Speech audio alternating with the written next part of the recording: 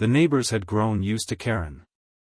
Her presence was as loud as her opinions, hovering like a storm cloud over the quiet cul-de-sac of Ridgeview Estates. She was the self-appointed enforcer of the HOA, clipboard always in hand, ready to catch someone's trash can left out too long or a rogue garden gnome that didn't fit neighborhood aesthetics. But even those who found her exhausting never imagined she'd stoop this low. It started on a humid Tuesday morning in June. Daniel was inside his modest one-story home at the end of the street, making tea by memory. Every movement, measuring, pouring, stirring, was part of a quiet routine he had built over years of adapting to a life without sight. Outside, the lawn had grown a little long, tufts of grass creeping over the sidewalk, a few yellow dandelions stretching toward the sun. Nothing outrageous. Just a bit unkempt. Karen, however, saw it differently. As she walked by in her usual power-walking stride, she stopped dead in front of Daniel's house. She tilted her head, squinted at the grass, then took out her phone. Snap. Snap. Photos from 3 angles. She scribbled something on her clipboard, then pulled a bright orange sticky note from her purse. With theatrical precision, she stuck it right in the middle of Daniel's door, smoothing it down with her palm like she was stamping out a crime. "Your lawn is a disgrace," the note read in bold, angry handwriting. "You are in violation of HOA standards. This is your only warning." Daniel didn't see the note, of course. Later that afternoon, his friend Melanie stopped by to drop off groceries. She noticed it instantly. "Hey Daniel, there's a note on your door. From Karen, I think." "Oh great," Daniel muttered. "What now?" Melanie read it aloud, hesitating on the last sentence. Daniel just shook his head slowly. "It's the grass, isn't it?" He knew it was getting a bit long. His usual volunteer, Greg, had been out of town. Daniel had tried to call a lawn care service, but most either ghosted him or couldn't fit him in until the following week. He had even started attempting it himself with a battery-powered trimmer, but that experiment ended quickly when Milo nearly got tangled in the cord. He sighed. "I'll handle it. Somehow." But Karen wasn't going to wait. The next day, she submitted an official complaint to the HOA board, attaching the photos and citing 3 specific bylaws that Daniel had supposedly violated. Most of the board members were indifferent, frankly, they were tired of Karen's crusades. But she was relentless, and over time, many just nodded to avoid another 20-minute lecture on standards of living. 2 days later, Daniel received a thick envelope in the mail. No return address, just the HOA logo stamped in the corner. Inside was a multi-page violation notice, complete with a deadline. 14 days to correct the infractions, or face escalating fines, up to and including potential legal action and eviction. Eviction. For long grass. Daniel sat at his kitchen table, running his fingers along the pages. The ink meant nothing to him. He had to wait until Melanie came by again to read it aloud. When she did, her voice cracked with disbelief. "This is insane," she said. "They're seriously threatening you over the lawn?" Daniel clenched his jaw. "I guess they think blindness is an excuse, not a reason." Melanie put a hand on his shoulder. "Want me to call someone? Maybe a lawyer?" Daniel hesitated. He didn't want a war. He had chosen this neighborhood because it was quiet, peaceful, a place where he thought he could live independently with dignity. He had never asked for special treatment. He just wanted fairness. "Not yet," he said. "I'll try to fix it first." But Karen wasn't done.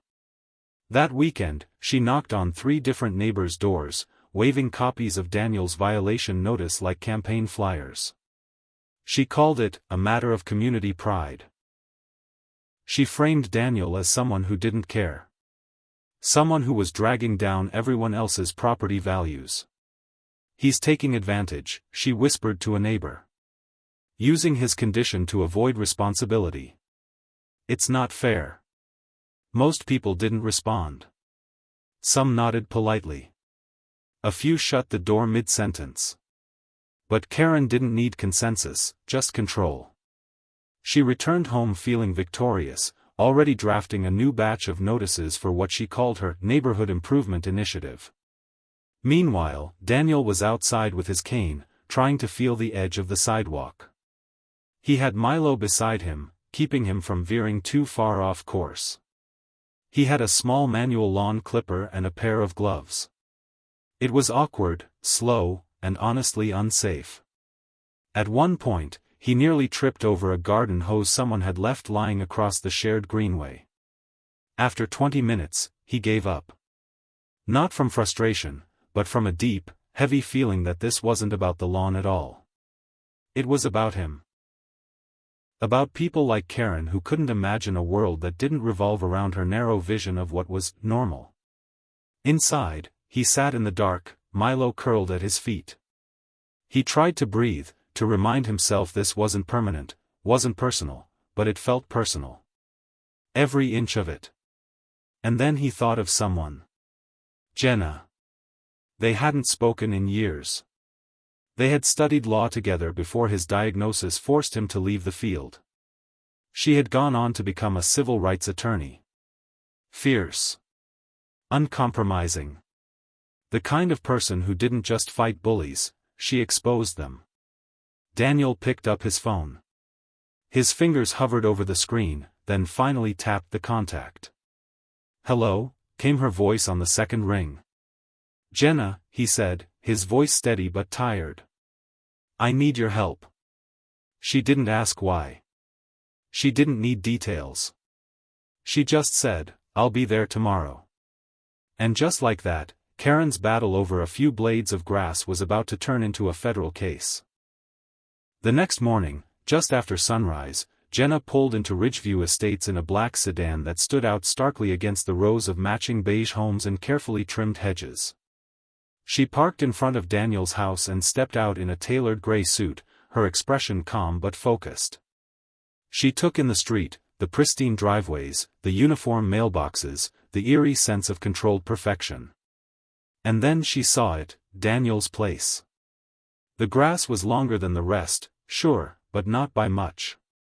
Certainly not enough to justify the kind of paperwork he had described over the phone.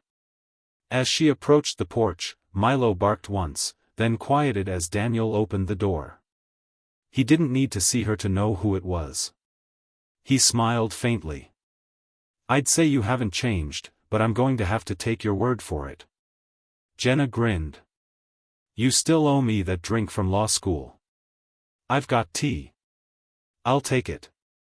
Inside, she set her briefcase on the kitchen counter and got to work. Daniel handed her the HOA violation letter, which she read carefully, page by page. Her eyes narrowed. The language was technical, but unmistakably aggressive.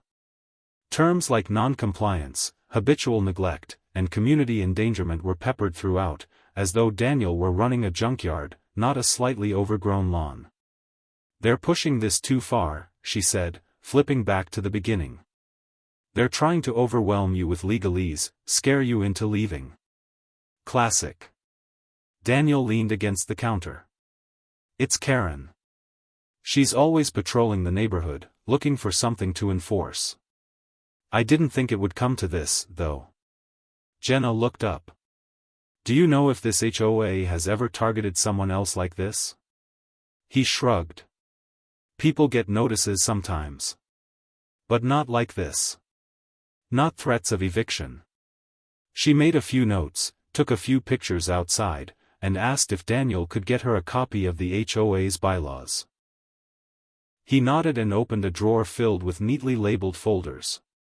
It was all there, every HOA bulletin, every update, every amendment. He might be blind, but Daniel was organized. That was something Jenna always admired about him. Meanwhile, just a few houses down, Karen was doing her morning walk. Clipboard in hand, water bottle swinging at her hip, she scanned each yard with laser focus. When she saw the black sedan still parked in front of Daniel's house, she frowned. And when she saw Jenna, confident, professional, clearly not a family member, stepping back outside with a phone in her hand, Karen's curiosity turned into something else, suspicion. She marched over. "Excuse me," she said sharply. "Can I help you?" Jenna turned slowly. "No, but I can help you." Karen blinked. "I'm sorry. I'm Jenna Miller. Civil rights attorney. I'm representing Mr. King regarding the actions taken by this HOA. Specifically, your attempts to evict him based on violations that stem directly from his disability." Karen's face froze. "That's absurd," she snapped. "He's not keeping his lawn maintained. That's against the rules. The same rules that apply to everyone." "And yet," Jenna said, her voice steady, "he's being targeted with threats of eviction, not warnings. He's being accused of endangerment for some dandelions. And he's never even been offered accommodations under the ADA. This has nothing to do with the ADA. He can hire someone. He should be able to handle this. Did anyone ever offer assistance? Or discuss alternative arrangements with him before threatening to fine and evict him?" Karen hesitated. "That's not the HOA's job. That's exactly what federal law says is your job. When dealing with a resident who has a disability, reasonable accommodations must be considered before punitive actions are taken. I don't believe you have the right to come in here and—" "Oh, I have every right," Jenna interrupted. "And you should get ready, because you're about to receive a formal letter from my firm. A discrimination lawsuit is being filed. We'll see if a judge agrees with your interpretation of the rules." Karen took a step back. Her mouth opened, but no words came out. Jenna turned and walked back into the house, letting the screen door shut softly behind her. Karen stood there for a few seconds longer, then quickly pulled out her phone. She opened the HOA group chat, her fingers flying across the screen. "Karen ******, there is a lawyer at Daniel King's house threatening to sue the HOA. This is getting out of control, *****. Tom, treasurer *****, didn't you send him that second violation? Becky, secretary *****, wait, lawsuit? Over the grass, Karen *****, he's weaponizing his disability. This is exactly what I warned about. Now we're all at risk, *****. But there was no enthusiasm in the responses. Just silence, then one cautious reply. "Megan, VP. Maybe we should pause any further action until we consult legal." Karen's jaw tightened. She could feel control slipping, and it made her skin crawl. Back at Daniel's, Jenna was already on the phone with her firm's litigation team. She dictated the key points clearly: denial of accommodation, harassment based on disability, emotional distress, housing discrimination under both state and federal law. The lawsuit would request damages, $500,000 to start, and seek an injunction against further harassment. Daniel listened from across the room, his fingers tracing a pattern on his mug, trying to stay calm. But there was something empowering in hearing Jenna take charge. For the first time in weeks, he didn't feel cornered. He felt defended. That night, Karen crafted a carefully worded email to the entire HOA board, urging an emergency meeting to discuss the threat of legal action from an aggressive outside attorney. She framed herself as the victim, claiming she was only upholding community standards, doing the job no one else would. But behind the scenes, the board was growing weary.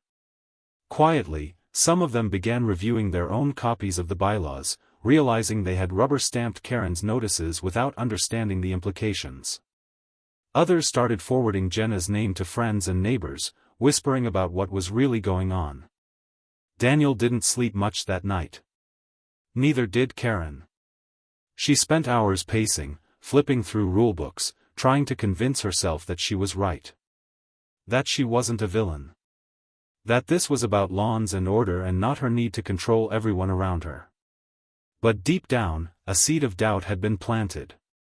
And by the time Dawn rolled over Ridgeview Estates again, that seed had already begun to grow. Karen was not the type to back down quietly. After Jenna's visit, she didn't retreat, instead, she escalated. The lawsuit had rattled her, sure, but she convinced herself it was all just intimidation. She told herself Daniel and his attorney were bluffing. No judge in their right mind would award $500,000 over a patch of overgrown grass. That was her mantra. Repeated in the mirror each morning like a prayer. But deep down, she knew it wasn't just about the lawn anymore. And that's what scared her the most. 2 days after Jenna's confrontation, Karen began a new campaign. She printed out full-color flyers and slid them into mailboxes across the neighborhood. The wording was carefully chosen, enough innuendo to plant seeds of doubt, but just vague enough to avoid anything overtly defamatory. Are some residents abusing HOA rules and hiding behind technicalities? What does it mean for your home value when standards are ignored? Ridgeview deserves better. Asterisk. The image at the center of the flyer? A photo of Daniel's house, with the grass deliberately edited to appear even taller and wilder than it really was. Neighbors began murmuring. Not because they believed Karen, but because they were tired of the drama. One neighbor even texted Daniel an apology, including a photo of the flyer with the message, asterisk, "This is disgusting. Just so you know, it's going around." Asterisk. Daniel's phone had been buzzing more frequently now. Jenna had gone public with the case, and the story was spreading fast. A local news outlet picked it up first, asterisk, blind resident sued over grass, fights back with federal lawsuit. Asterisk within days, the headlines went national. HOA from hell? Discrimination allegations rock suburban community. Asterisk. Lawn wars, civil rights lawsuit filed after HOA threatens eviction of disabled man. Asterisk. Karen was livid. She called the local station, demanding a retraction. They ignored her. She sent a cease and desist letter through a friend's cousin who dabbled in legal work. That was ignored too. The internet was already flooded with comments and reposts of Daniel's story, most expressing outrage. Karen quickly became a meme. Screenshots of her viral neighborhood flyers, quotes from her HOA rants, and even an old Facebook video where she screamed at a child for chalk drawings on the sidewalk were all dug up and circulated like wildfire. One post read, asterisk, Karen tried to evict a blind man. Let that sink in. Asterisk. At the same time, Daniel's home became a quiet symbol of resistance. People left flowers near his porch. One family dropped off baked goods. Someone else installed solar-powered garden lights along his walkway as a gift. He was overwhelmed. He wasn't used to attention, didn't seek it. But he wasn't hiding either. He sat with Jenna at his kitchen table as she reviewed the mounting media coverage. This could get bigger, she said. We're getting calls from disability rights organizations. Some are offering to join the suit or support it with expert testimony. Daniel exhaled slowly. It's a little surreal. You're not just fighting for yourself anymore, Jenna said, closing her laptop. You're putting every HOA in the country on notice. And that was true. Other tenants, elderly, disabled, vulnerable, started coming forward online with similar stories of harassment and pressure from their HOAs. A pattern was emerging. Daniel had unknowingly become the face of something much larger than one neighborhood conflict. Karen, in a last-ditch effort, scheduled an emergency HOA meeting and invited all homeowners to attend. She thought if she could rally enough support, she could frame the lawsuit as an external attack, a threat to the community. The turnout was better than usual, but not in the way she hoped. People came angry, not supportive. I just want to know how you thought threatening a blind man with eviction was the right move, one man asked flatly. Karen flinched. It wasn't personal. He was in violation. So was Dave when his mailbox was painted the wrong color. You didn't threaten to evict him. That's different. How? The room fell silent. Someone else stood up. We moved here for peace and quiet. Now we're on the news because of a lawsuit you provoked. And you never even tried to talk to Daniel like a neighbor. Karen's face turned red. I was following the rules. If we don't enforce them, what's the point of having them? A voice from the back, maybe we need new rules, and a new president. That was the tipping point. A few people applauded. Karen slammed her clipboard down and stormed out of the meeting. Later that night, someone anonymously left a sign on her lawn that read *HOA equals harassing our ally. The next week, Daniel's legal team formally submitted the lawsuit to the district court. It detailed clear ADA violations, emotional harm, community defamation, and malicious intent. Jenna included every flyer, every warning notice, and a dozen witness statements from neighbors who had seen Karen's actions firsthand. Karen tried to mount a defense, claiming she was simply enforcing standards equally. But her own emails contradicted her. Screenshots revealed she had called Daniel a liability in private messages. In one thread, she wrote, "People like him should be in assisted living, not regular homes." Those words ended up on the courtroom screen during the trial. Karen squirmed in her seat. The jury didn't look at her. They didn't need to. Her intent was clear. Jenna stood before them, composed. This case is not just about a lawn. It's about dignity. About whether someone can live peacefully in their home without being bullied for something they cannot control. The law protects people like Daniel. Karen saw his disability not as something to accommodate, but as a weakness to exploit. Daniel didn't speak much in court. When he did, his words were calm but powerful. He told the jury how it felt to have someone tape threats to his door. How it felt to be feared and framed as a burden. How Milo would bristle every time Karen's voice came near, sensing the tension. When closing arguments ended, the jury deliberated less than 2 hours. And when they returned, they awarded Daniel $500,000 in damages, $300,000 for emotional and punitive damages, and $200,000 in attorney fees and legal costs. The judge also issued an order forcing the Ridgeview Estates HOA to revise their policies and complete ADA sensitivity training. Karen was removed as president effective immediately. As the gavel struck, Jenna leaned over to Daniel and whispered, "We did it." Daniel just smiled and said, "We all did." Karen sat motionless in the courtroom as the judge's final words echoed off the walls. Her mouth was slightly open, as if frozen mid-protest, but nothing came out. The weight of the $500,000 judgment crushed down on her shoulders. Her carefully cultivated persona, HOA president, protector of property values, the self-righteous enforcer of rules, was gone. In its place was a woman exposed, humiliated, and legally defeated for all to see. Cameras clicked like a swarm of locusts as she exited the courthouse. Journalists called out her name, asking for comments, but she shielded her face with a folder and pushed through the crowd. The video of her brisk, red-faced departure made the rounds on the evening news. People online didn't hold back. Memes spread faster than the story itself, images of Karen holding a clipboard with captions like "Law and Order, Special Harassment Unit." Her name trended for all the wrong reasons.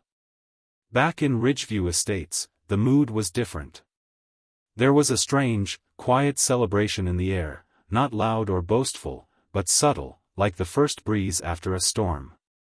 A few houses had tied blue ribbons to their porch lights in support of Daniel, and some neighbors left handwritten cards in his mailbox. Others simply started nodding hello as he walked by with Milo, small gestures that hadn't happened before. Daniel felt the shift even if he couldn't see it. There was less tension in the way people spoke to him. More warmth. More respect. But above all, there was peace. He hadn't pursued the lawsuit for attention. In truth, he hated the spotlight. Every interview had been a strain, every headline a reminder that this had grown far beyond his quiet street. But he had followed it through because it mattered. Because if it could happen to him, it could happen to others. People who didn't have Jenna. People who didn't have the words, or the strength, or the allies. The court ordered Karen to pay damages, but she didn't have that kind of money. Her HOA role was unpaid, and her personal finances weren't prepared for a six-figure penalty. Her assets were reviewed. A lien was placed on her house.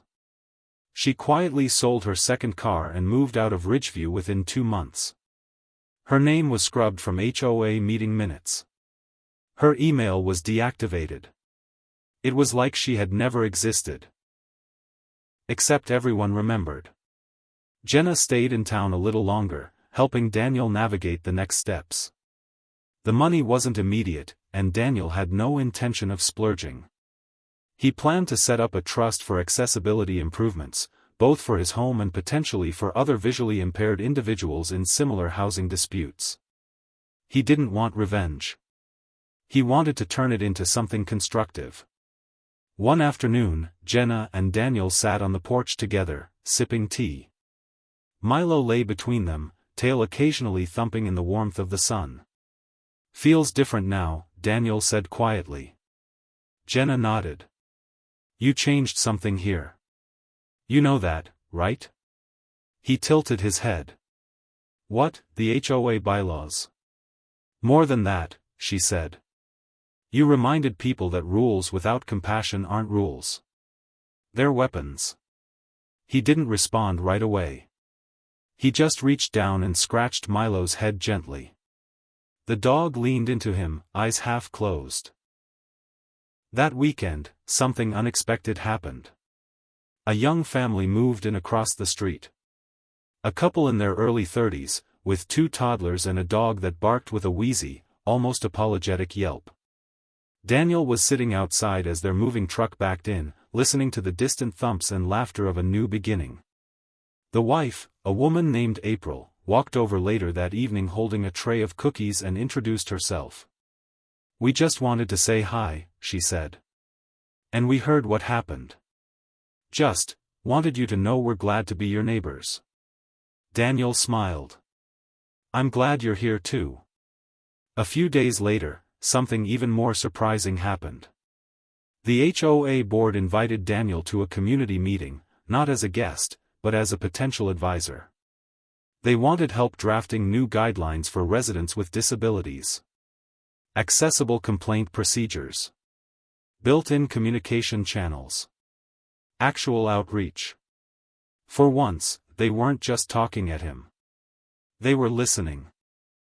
Daniel didn't say yes right away. He thought about it. He didn't want power, he'd seen what it had done to Karen. But maybe it wasn't about power. Maybe it was about stewardship.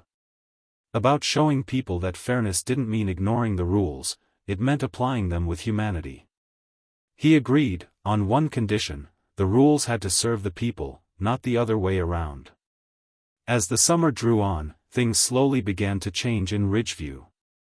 Lawns were still mowed, mailboxes still aligned, but there was less pressure in the air. Less watching. Less judgment.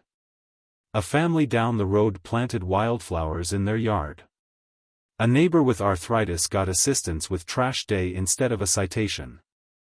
The HOA quietly began replacing its rigid image with something more cooperative. And Daniel? He kept walking Milo every morning, rain or shine. He'd nod at neighbors, share small talk, sometimes get invited to backyard barbecues. Occasionally, a kid would stop and ask if they could pet Milo, and he'd smile and say, "He's working right now. Maybe after." But his life was his again. No orange notices. No threats. No whispers behind closed blinds. Late one night, Daniel stood on his porch, listening to the chirp of crickets and the faint hum of distant cars. The moon cast soft shadows he couldn't see, but he could feel the air was clear. Free. He didn't know if everyone in the world like Karen would ever truly learn, but at least here, in this little corner of the suburbs, something had shifted. Maybe it started with a lawn. Maybe it started with injustice. But it ended with accountability, and with one man refusing to be silent just because the world expected him to be. And in that silence of the night, with Milo snoring beside the door and the porch light glowing like a warm invitation, Daniel smiled to himself and said, "We're home now."